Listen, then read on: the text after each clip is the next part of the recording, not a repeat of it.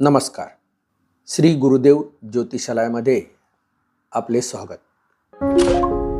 मार्च 2026 हा महिना कन्या राशीच्या जातकांसाठी नातेसंबंध, आर्थिक नियोजन आणि अंतर्मुख परिवर्तनाचा काळ ठरणार आहे. तुमची रास बुधाच्या अधिपत्याखाली असल्यामुळे सूक्ष्म निरीक्षण शक्ती, शिस्तप्रियता आणि परिपूर्णतेची ओढ हे तुमचे वैशिष्ट्य आहे. या महिन्यात ह्याच गुणांचा योग्य वापर केल्यास अनेक गुंतागुंतीच्या गोष्टी सहज सुटतील. महिन्याच्या प्रारंभी सूर्य मीन राशीत असल्यामुळे सप्तम भाव सक्रिय होईल. त्यामुळे विवाह, भागीदारी, करार आणि सार्वजनिक संबंध यावर तुमचे लक्ष राहील. विवाहित व्यक्तींनी जोडीदाराशी संवाद स्पष्ट ठेवणे आवश्यक आहे. छोट्या गैरसमजांवर वेळेत चर्चा केली नाही तर ते वाढू शकतात. अविवाहितांसाठी विवाहयोग निर्माण होण्याची शक्यता आहे. विशेषतः कुटुंबाच्या माध्यमातून प्रस्ताव येऊ शकतो.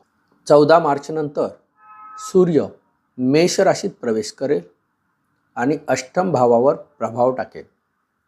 हा काळ थोडा संवेदनशील असेल. आर्थिक व्यवहार, कर, विमा, वारसा किंवा संयुक्त संपत्ती याबाबत निर्णय घ्यावे लागतील.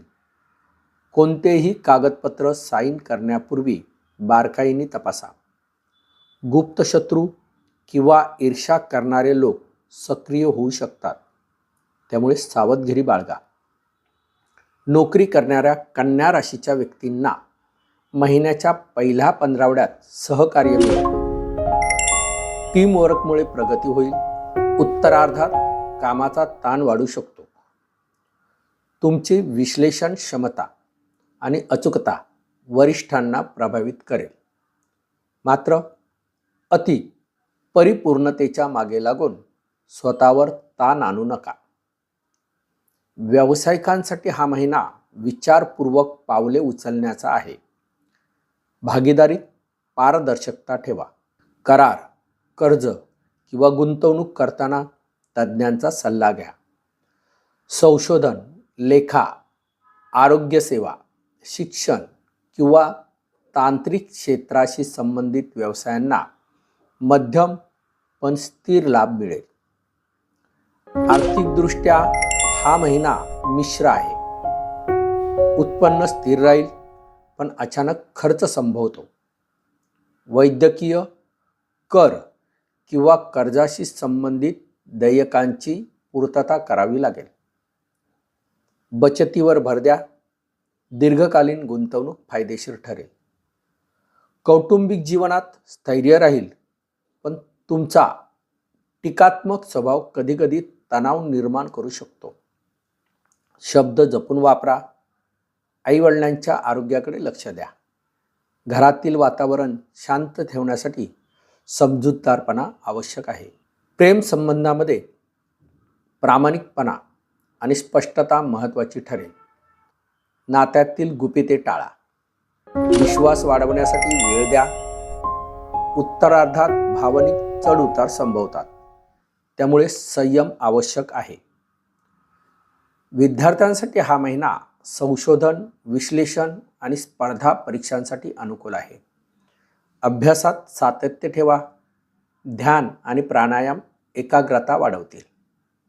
आरोग्याच्या दृष्टीने पचनसंस्था, त्वचा किंवा हार्मोनल असंतुलनाची समस्या संभवते.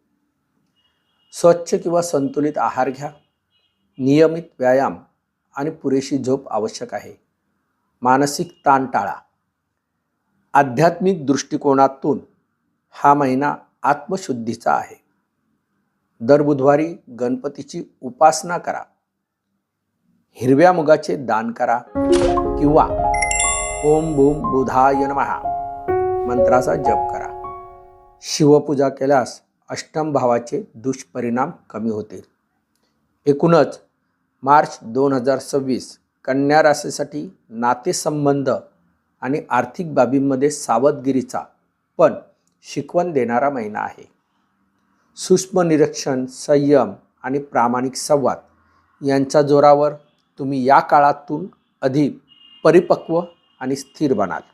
मित्रहो, ज्योतिष ही केवळ भविष्यकथनाची विद्या नसून ती मानव जीवनाचा प्रकाश मार्ग आहे.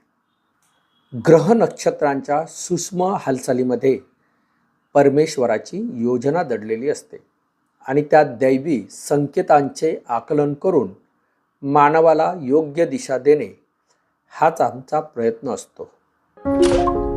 आपण ऐकलेले, वाचलेले हे राशी भविष्य हे वैदिक ज्योतिषशास्त्राच्या सिद्धांतावर आधारित आहे.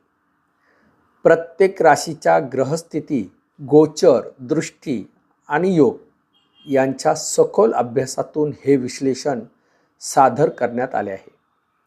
तरीही प्रत्येक व्यक्तींची जन्मकुंडली वेगळी असते, म्हणून वैयक्तिक अचूक मार्गदर्शनासाठी आपल्या पत्रिकेचा स्वतंत्र अभ्यास आवश्यक असतो. आपल्या जीवनात सुख, समृद्धी, आरोग्य आणि आध्यात्मिक प्रगती लाभो हीच परमेश्वर चरणी प्रार्थना. पुन्हा भेटूया पुढील राशी विश्लेषणात नव्या ग्रह संयोगासह, नव्या संदेशासह. श्री गुरुदेव ज्योतिषालय आपल्या सेवेत सदैव तत्पर.